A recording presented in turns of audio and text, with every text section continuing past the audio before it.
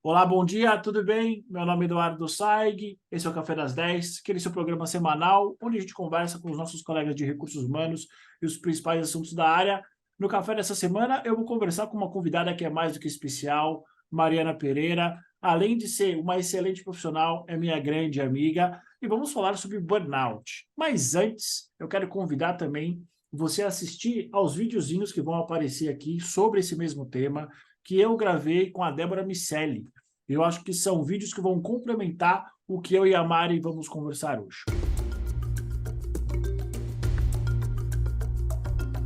Mari, como sempre, para quem ainda não te conhece, quem é a Mariana Pereira no mercado de recursos humanos? Obrigada, Edu. Bom dia para todos, todas e todos. Bom, eu sou Mari, eu sou psicóloga de formação, trabalhei alguns bons anos com recrutamento e seleção, e depois acabei migrando a minha carreira aí para a área de diversidade e inclusão, e hoje estou como consultora independente, trabalhando com alguns temas, inclusive esse tema de saúde mental, de saúde emocional, ainda mais, né, passado aí o setembro amarelo, e a importância da gente falar sobre o tema.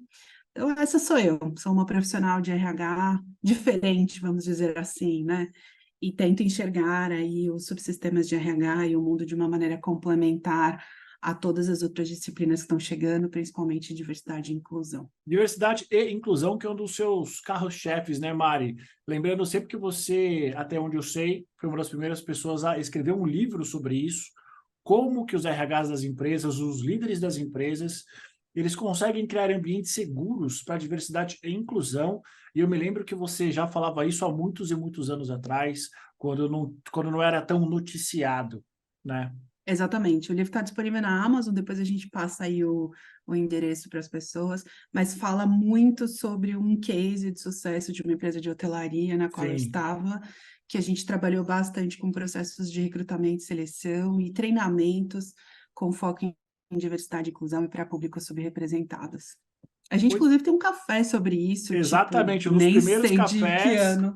Eu acho que deve ser ali de 2020, inclusive é um dos cafés mais vistos, porque na época era um tema que estava sendo começando a ser conversado, muitas empresas não sabiam por onde partir, e você, como sempre, foi uma das referências na área, uma das referências não só teóricas, mas práticas, né? Foi um dos cafés mais vistos, a gente vai também colocar, vai ficar aqui em cima, no canto superior direito ou esquerdo. Mas vamos lá, dona Mariana, vamos falar sobre burnout. Antes de mais nada, o que é burnout? Quais são suas principais causas? Perfeito, Edu. Eu fui atrás do. Eu sempre gosto de começar os estudos pensando de onde que surgem as palavras. Eu fui atrás para ver de onde que surgia a palavra burnout. E ela tem origem inglesa e ela fala sobre algo que deixa de funcionar. Este é o significado dele. Algo que deixa de funcionar por exaustão ou por ausência de energia. Eu achei super curioso, assim, eu confesso que eu nunca tinha me atentado a isso, ao significado efetivamente da palavra, mas eu acho que ele tem muito a ver com o fenômeno que está acontecendo hoje no Brasil, né? Nós somos um dos países mais ansiosos do mundo. A gente tem uma taxa de 9% hoje de pessoas da população e de maneira geral diagnosticada com algum tipo de ansiedade, depressão ou algum tipo de impacto na saúde mental. No ano passado, a cada um dia, 44 pessoas se suicidaram a cada dia. Esse é um número astronômico. E se a gente for parar para pensar, né, no conceito, na raiz da palavra, o que é burnout, basicamente é uma exaustão através de um excessivo trabalho, de uma excessiva cobrança dentro do ambiente ocupacional, organizacional, que acaba causando essa exaustão e que, de alguma forma, acaba causando uma das principais características é a ausência de energia vital, é a ausência efetivamente de você conseguir acordar, levantar, viver e poder, de fato, executar as tuas atividades de maneira geral. Isso dentro do ambiente corporativo, a gente pode levar isso para a nossa vida, a gente pode levar isso para a nossa família, enfim. Mas eu acho que aqui a gente tem que falar efetivamente desse impacto desta doença, deste sintoma, efetivamente, dentro do contexto organizacional. E uma coisa que eu queria complementar, não sei se ainda é, mas acho que até em 2019, a cidade de São Paulo era uma das principais cidades onde as pessoas tinham questões de doenças mentais, de distúrbios mentais. São Paulo era uma das 5 primeiras cidades, justamente por toda essa pressão, trânsito. Então, se o Brasil a gente já tem esse dado, talvez as coisas sejam um pouquinho mais complicadas em São Paulo por conta de toda a dinâmica da cidade. Exato. E tudo exponenciado pela pandemia, tudo exponenciado por Exato. toda a pressão que a sociedade sofreu, por todas essas mudanças. Bom, a nossa geração viveu uma pandemia, uma guerra, o que nos falta mais viver, né? Então, acho que tudo isso é exponenciado muito porque a gente está vivendo, pela sociedade que a gente está vivendo. Então, São Paulo, com certeza. E agora o retorno para os escritórios, tem toda uma questão relacionada a se isso vai piorar ou não os sintomas de saúde mental. Algumas empresas testando os dias, né, as 4 semanas de trabalho, os 4 dias de semana de trabalho. Enfim, acho que isso ainda é tudo muito incipiente, mas com certeza as grandes capitais, vamos dizer, exceto o Rio de Janeiro, me perdoem aí os cariocas, mas é difícil, né? Você larga a caneta 5 horas, atravessa a rua, tem ali uma praia, enfim, aqui a nossa praia é shopping. Na grande Exato. maioria das vezes que você já fica super estressado para achar um lugar para estacionar o carro. Então, acho que também tem essa questão importante aí das grandes capitais. Mari, e para quem está com dúvida sobre os principais sinais e sintomas do burnout, quais são talvez os mais conhecidos? Tem muita gente que acha que está com fadiga, que acha que está cansado, mas na verdade pode ser um burnout. Muita gente acha que talvez pode até ser uma depressãozinha, uma tristeza profunda, e na verdade é burnout. O que que você pesquisou sobre isso? Então, quais são os principais sintomas e sinais de que uma pessoa está desenvolvendo burnout? Acho que o primeiro é o estresse é o principal, né? Você estar submetido a estresse dentro do ambiente organizacional, um dos principais sintomas.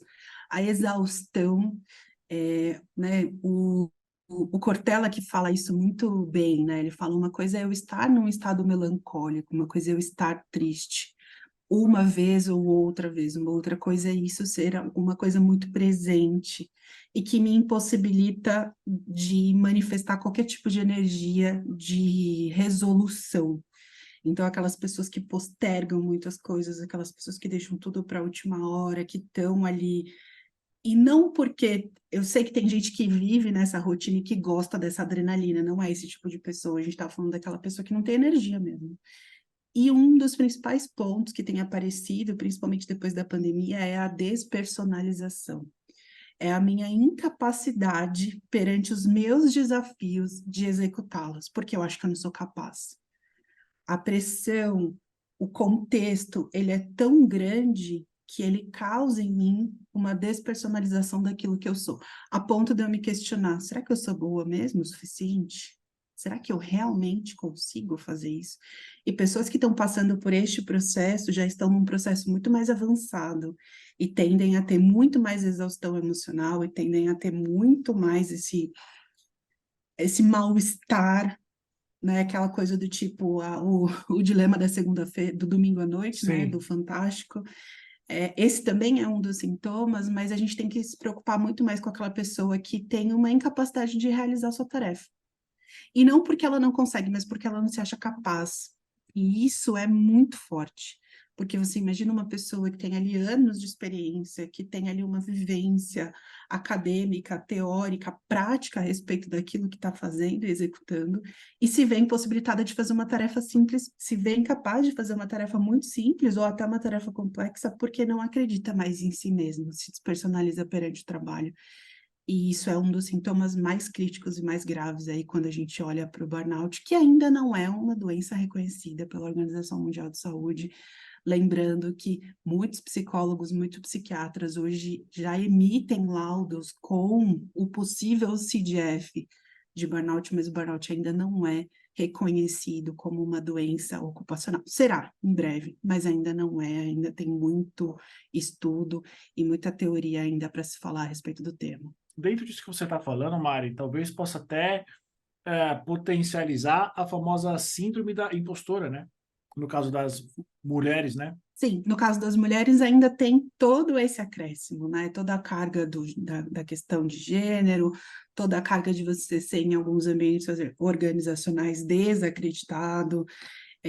Você ter que se masculinizar em muitos momentos para você conseguir aí atingir alguns resultados, quanto mais você sobe dentro dos níveis hierárquicos, isso ainda é uma realidade.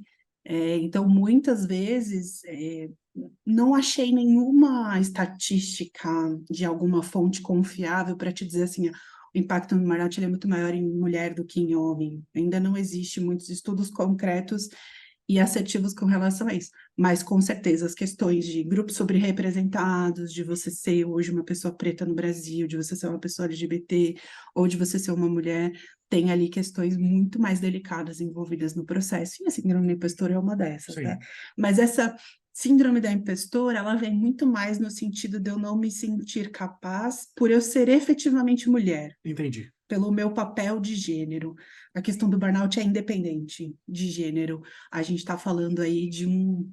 É aquela sensação, não sei se você já teve, ou alguém provavelmente já te falou que ficou olhando 40 minutos por um e-mail, E não sabia tentando responder. entender por onde começava. Isso é um dos sintomas, e esse é um dos sintomas muito clássicos de um burnout, de um processo de burnout acelerado, e que implica efetivamente num desligamento do cérebro.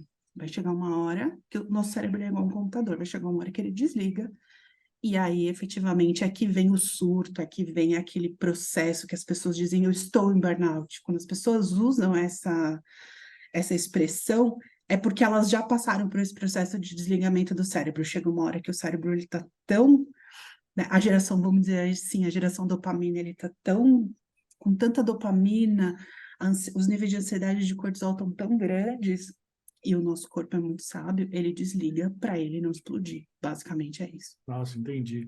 Mari, e sobre o burnout parental? O que que você tem para falar para gente? Esse ano, estudando um pouco, né, bom, eu comecei o estudo lá, hoje eu tenho uma formação sobre psicologia positiva, e comecei a estudar psicologia positiva e comecei a estudar felicidade no trabalho através do Instituto Feliciência com a Carla, que é uma especialista no assunto, mas lá ainda se falava muito de uma maneira positiva com relação à saúde mental. Isso eu estou falando em 2021, 2020, final de 20, começo de 21, porque ainda a questão da pandemia ainda era muito incipiente.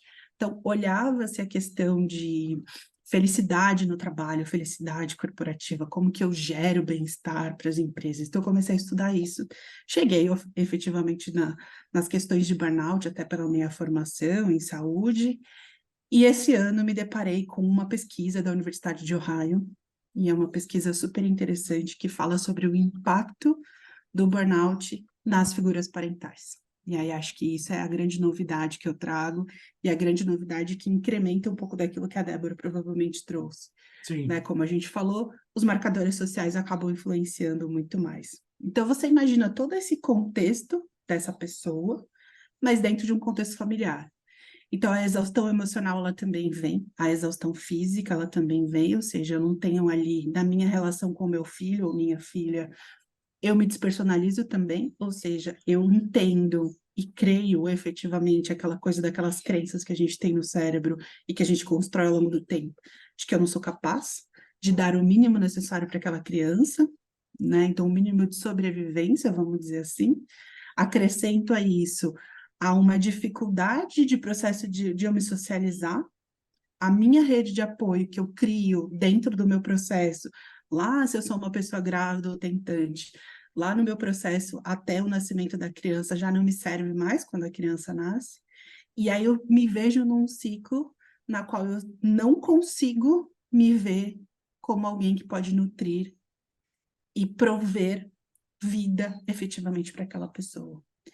E os dados são alarmantes. A Universidade de Ohio fala numa pesquisa que eles fizeram no ano passado, lá nos Estados Unidos, 70% das figuras parentais têm ou terão burnout parental até o término da segunda infância. Está falando aí de 12, 14 anos de idade. Sendo 68% desse número relacionado às figuras parentais maternas e 42% relacionado às figuras parentais paternas. Os números não são tão discrepantes entre si, mas falam sobre um problema que a gente sim. tem muito maior, que é o problema de gênero, e é o ponto. Você imagina essa pesquisa feita no Brasil, na qual a gente tem aí mais de 50% da população de mulheres que nem, de crianças que nem têm a figura parental paterna com registro na sua certidão de nascimento. Você imagina como esse número deve ser muito maior se a gente for parar para pensar, Com certeza é maior. Até com porque certeza. nos países onde essas pesquisas são feitas, você tem talvez uma rede e uma presença maior de segurança psicológica, educação. Então, provavelmente, esse número aqui Saúde. seria infinitamente maior, exatamente, saúde. Então, provavelmente, você teria um número infinitamente maior aqui, né? Mari, e sobre segurança psicológica? O que que é segurança psicológica, principalmente quando a gente fala no mundo corporativo? Como que as empresas conseguem, talvez, coibir o burnout, criar mecanismos, criar uma cultura para que essa doença ela não prolifere. Perfeito. Tem uma autora que eu gosto bastante, que eu tenho estudado, ela chama Amy Edmondson, e ela fala muitos, e ela tem um livro que fala sobre as questões de segurança psicológica, vale super a pena. E ela fala que segurança psicológica é quando a gente se sente seguro para ser sincero num ambiente onde há respeito e confiança.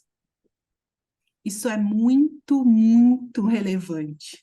Se você for preparar, vamos voltar lá para o nosso contexto organizacional, na qual aquela pessoa se sente despersonalizada perante as tarefas, com uma exaustão emocional extrema, com uma dificuldade de se socializar, pedir ajuda nem está no repertório daquela pessoa, e ela está dentro de um ambiente, ela está dentro de uma equipe na qual ela não se sente segura para pedir ajuda, para pedir apoio, ou minimamente para levantar a mão e dizer assim: hoje eu não estou bem, alguém pode me ajudar? Segurança psicológica é, de fato, produzir um ambiente, construir um ambiente, prover um ambiente de muita confiança, na qual as pessoas possam se vulnerabilizar dentro daquele conceito e, principalmente, não serem julgadas e nem serem penalizadas por isso. Quantas pessoas já chegaram nas entrevistas com você e disseram: no momento em que eu me vulnerabilizei, eu fui punida. No momento Sim, que eu me vulnerabilizei, a equipe se afastou de mim. Ou no momento que eu me vulnerabilizei, a empresa tomou uma decisão de me desligar porque entendeu que eu não teria condições para enfrentar aquele desafio. Então, quando a muitas, gente. muitas. E às vezes é muito velado, e às vezes você encontra gestores, principalmente, equipes, empresas que eu vi vários memes essa semana falando do Setembro Amarelo, né? O RH foi lá, deu o lacinho e acha que está tudo bem, né, com relação a isso. Mas quantas empresas têm no seu discurso, nos seus valores, que provém ambientes seguros para os seus funcionários e versus quantas histórias a gente já soube, por exemplo, de mulheres que foram demitidas depois de retorno de licença maternidade ou Inúmeras. pessoas que foram demitidas depois de um longo período de atestado por uma questão de saúde mental. Então, quando a gente não provê esse ambiente, a gente só exponencia a questão do burnout, e a gente só. É como se fosse um foguinho ali, né?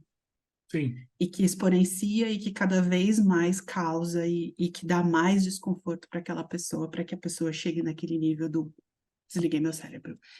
Então, uma cultura de segurança psicológica é uma cultura na qual, primeiro, você pode ser quem você é, você pode se vulnerabilizar, você vai ter a confiança daquelas pessoas dentro do processo de vulnerabilização e você não vai ser punido por isso. E você vai ter ali a continuidade da tua carreira dentro da tua estrutura. E quando a gente vai olhar isso num viés de figuras parentais, isso é pior, né? Quantas pessoas com filhos já chegaram para você e falaram: eu tive que mentir Sim. que eu tinha uma reunião ou que eu tinha alguma coisa importante para fazer porque eu tinha que levar meu filho para tomar a vacina. Ou eu tive que levar para ir no médico, ou meu filho Qualquer caiu na coisa de mãe, né? escola. Qualquer coisa de mãe e de qualquer coisa de pai. Sim. E para vocês refletirem quantas mulheres fazem isso no ambiente organizacional e quantos homens fazem isso dentro de uma sala de reunião, levantar uma mão e dizem: olha, eu vou ter que deixar o meu celular ligado porque meu filho está com febre na escola e aí possivelmente eu vou ter que ir lá buscá-lo. Então ainda tem a questão do gênero e todos esses marcadores sociais que exponenciam tudo isso. Mari, pergunta de ouro. Dentro daquilo que você tem vivido nas suas consultorias, O burnout tem cura? Vou dizer da minha crença, não. Ele vai deixar sempre uma marca em você. É, é, é algo que você sempre vai ter.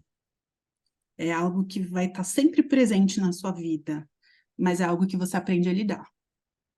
E você aprende a lidar com mecanismos muito simples. O primeiro é mecanismos medicamentosos, que muitas pessoas têm muitas dificuldades de, às vezes, de enfrentar esse problema de frente, procurar um especialista e tomar a medicação porque acha que vai se viciar. Gente, procurem, a medicina evoluiu tanto e a medicina está aí para ajudar a gente nesse processo. Terapia, terapia. Bom, eu, como uma boa psicóloga, faço terapia há anos e eu acho que todo mundo deveria fazer, independente das suas crenças, se quer fazer uma psicanálise, se quer fazer um Lacan, se quer fazer uma terapia comportamental, se quer fazer qualquer coisa que seja, dentro de um processo de que você vai ter uma pessoa ali para trocar e para te ajudar a evoluir sobre aquilo que você está vivendo. E sinais. O burnout ele é muito claro, ele tem sinais muito claros. Então, você pode ter uma recaída a qualquer momento. Então, é muito importante você olhar os seus níveis de estresse, como é que está o seu sono, como é que está a alimentação, e principalmente entender que aquilo vai acompanhar você para o resto da vida. E você tem uma probabilidade muito maior de ter uma recaída do que alguém que nunca teve. Né? É aquele limiar da psicologia de que se você é uma pessoa saudável, você é bem menos propenso a ter alguma coisa do que alguém já teve. Isso é a lógica da coisa. Vai estar sempre com você, é uma marca. Vai te deixar mais forte? Possivelmente. É difícil? Não é tão fácil de você elaborar tudo aquilo que você passa, porque geralmente ele vem associado a alguma perda. Ou Sim. a perda do relacionamento, ou a perda do vínculo afetivo, ou a perda do De trabalho, recurso, algum tipo de recurso que você tinha? recurso financeiro ou não, ou Exato. tudo isso junto, porque quando você se despersonaliza como pessoa, você não acha que você vai chegar na sua casa e você vai estar na mesma relação com o seu parceiro, ou com o seu filho, ou com o seu empreendimento, sei lá, se tem uma loja, alguma coisa. Então, assim, não dá para dissociar, né? Tem uma série na Netflix que eu adoro, que se chama Ruptura. Não sei se você já assistiu. Mas é isso, assim, não dá para você apertar um botão do elevador e esquecer sua vida pessoal e só viver a Sim. sua vida profissional, e no final do dia, ao contrário, né? O seu cérebro, sua vida é única. Então tá ali. Mari, para a gente terminar, em linhas gerais, o que um RH que deseja criar um ambiente, uma cultura de segurança psicológica, entendendo que cultura não é um evento que tem começo, meio e fim. A partir do momento que se decide ter uma, precisa ser de longo prazo. Longo prazo, 5 anos para frente, talvez. Por onde esse RH deve começar? Pelo começo. Quando eu falo pelo começo, é primeiro entender a cultura da empresa e entender aquilo que já se falava há muito tempo, que é o tal do walking the talk. Será que realmente o que a gente diz é o que a gente faz no dia a dia? Outra coisa importante é, olhe o pacote de benefícios de vocês. Não adianta você ir lá e contratar uma empresa de terapia online, que tem várias hoje no mercado, e colocar o selinho lá no seu LinkedIn, dizendo que você é uma empresa pró-saúde mental, se você não analisa os dados, se você não entende. A primeira coisa a se fazer é assim, quantos afastamentos de CDF mapeados você tem nos últimos 5 anos? Quantos desses são da liderança e quantos não são? Eles estão concentrados em uma unidade de negócio? Eles estão dispersos? Qual é o gênero? Qual é a raça? Qual é o maior impacto em geração? Analise os dados, questione, olhe a tua cultura e a partir desse momento trabalhe com a liderança, porque uma das coisas que eu venho discutindo muito com uma pessoa que até você vai trazer num café futuro, que é especialista em segurança psicológica e fez uma formação internacional, a Thaisa, ela fala: não adianta você ter uma cultura focada em segurança psicológica se você não tem o líder treinado para isso. Porque no final do dia, quem faz a coisa acontecer e quem dita o ritmo é o líder. Então, tenha mapeado quem são esses líderes. Os líderes, eles têm que ser provedores de cultura. E se a cultura está atrelada a uma cultura de segurança psicológica, a liderança precisa estar falando sobre segurança psicológica e oferecendo ambientes que possam prover esse movimento. Então, cultura, benefícios, dados e, principalmente, não ache que falar de saúde emocional de burnout é só em setembro. A gente tem que falar disso sobre o ano inteiro. E a gente tem que falar disso com consistência. A Universidade de Ohio, eu tenho conversado com eles quase semanalmente a respeito disso. Eles têm um assessment exclusivo para você poder mapear, que você não mapeia quem são as pessoas, mas você mapeia o risco de você ter burnout, principalmente burnout parental dentro da sua operação. Então, se você tiver interesse em conhecer, se você quiser entender um pouco melhor sobre esse processo, a gente pode vir a conversar. Mas o mais importante é assim, tenha o diagnóstico e entenda se você como RH está trazendo aquilo que de fato vai atribuir valor para aquele seu funcionário. Porque não tem nada mais caro no mundo do que você substituir alguém que era muito bom no que fazia e simplesmente não aguentou e Sim. sucumbiu aí ao estresse e à exaustão, exatamente por uma inabilidade da empresa em lidar. Excelente, Mari. Tem mais alguma coisa sobre o tema que você gostaria de compartilhar com a gente que eu não te perguntei? Então, acho que é isso. Acho que RHs, né, de maneira geral, avaliem, questionem, entendam se vocês estão na empresa certa, no processo certo, no momento certo. Líderes tenham consciência de que as pessoas estão muito mais vulneráveis Sim, do que antes, depois da pandemia. Líderes de pais e figuras parentais com filhos, entendam que essas pessoas sofrem sim, e principalmente se você é um líder sem filho, tente ouvir. E uma das coisas que eu aprendi muito na minha última experiência é ouça as histórias das pessoas. exato. Nas histórias das pessoas, você com certeza vai encontrar caminhos. Nem todo mundo é movido por dinheiro. As pessoas têm outros reforços. E às vezes você está lá, você líder, brigando para ter 10% de aumento para aquela pessoa, e sabe o que aquela pessoa quer? Ela só quer uma sexta-feira livre para o mês para ela poder levar o filho dela na escola. Então, ouçam as histórias. Ter um processo de saúde mental dentro das empresas é mais simples do que imagina. E você não precisa de uma plataforma de atendimento online de psicólogos que você paga por sessão e por funcionário para fazer isso acontecer. O RH tem os caminhos necessários para isso. Basta ele ter os instrumentos. É isso, Edu. Super obrigada pelo convite. E é sempre um prazer estar aqui com você. O prazer é todo nosso, Mari. Dicas valiosas. Só vou terminar com algo interessante, que depois que a pandemia passou, né, eu vou adotar esse termo, passou, grande parte dos profissionais que apresentam burnout são do RH, que seguraram o rojão que foi a transferência dos trabalhos presenciais para o home office, negociaram os trabalhos híbridos, agora estão negociando talvez a volta 100% presencialmente, semana com 4 dias. Então, a classe que eu tanto admiro e que, querendo ou não, facilito também, é uma das classes que mais tem sofrido pós-pandemia. Porque a gente acabou absorvendo coisas, e eu falo a gente porque eu estava vivendo isso na Sim, minha última experiência, que a gente nunca tinha vivido. e ninguém viveu, né? Não ia, e você ia, eu, por exemplo, eu sempre fui uma pessoa que eu tinha referenciais de pessoas antigas, né, pessoas mais velhas, e eu ia atrás desses referenciais, falava, você já viveu alguma coisa parecida com isso? Eu falava assim, não. Então a gente teve que se virar com o que a gente tinha, e as pessoas sofreram muito. Nós tivemos muitas pessoas em níveis de sofrimento, de vulnerabilidades muito grandes, e essas pessoas só se sentiam confortáveis de vir atrás do RH, porque os líderes estavam ali quase no mesmo processo, tentando entender como aquilo tudo estava acontecendo. Eu fiquei roxa de novo, mas tudo bem, Não depois tem, você tudo bem, a gente edita. continua. Mas eu acho que a gente. E tem uma pesquisa, acho que é da Tridiversidade, se eu não me engano, que fez uma Sim, pesquisa. Eu não tenho os dados aqui, a gente depois pode colocar o link falando sobre o impacto de burnout, de depressão e ansiedade na população de RH é altíssimo, sim, porque altíssimo. essas pessoas não tinham repertório e a gente ainda não tem para muitos dos desafios que estão por surgir no pós-pandemia e no momento em que a gente está vivendo da economia. Então, só posso dizer que a gente precisa cuidar mais do que nunca da nossa saúde, porque a gente só pode cuidar do outro quando a gente cuida de nós mesmos. Exatamente. Mari, mesmo você estando roxa, você vai ser sempre bem-vinda aqui.